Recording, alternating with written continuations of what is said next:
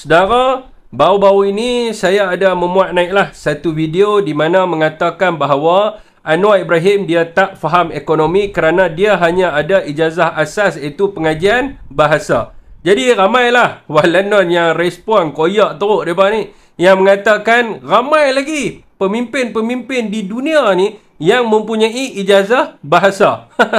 So bila mereka kata ramai, maka mereka perlu nyatakanlah siapa Perdana Menteri ataupun Presiden di mana-mana negara di dunia ini yang hanya mempunyai ijazah pengajian bahasa dan kemudiannya diangkat menjadi Presiden ataupun Perdana Menteri.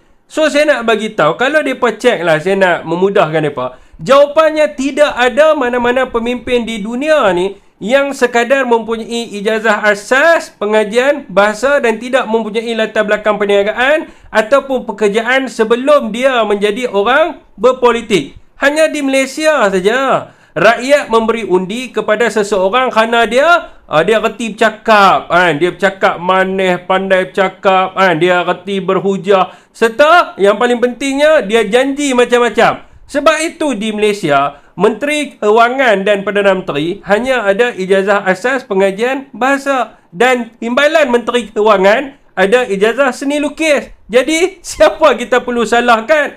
Orang bodoh yang berjaya menjadi menteri atau Perdana Menteri ataupun rakyat yang mengangkat mereka ke jawatan itu. Apakah reaksi rakyat Malaysia? Koyak sangatlah walanon ni. Jadi bagilah bukti.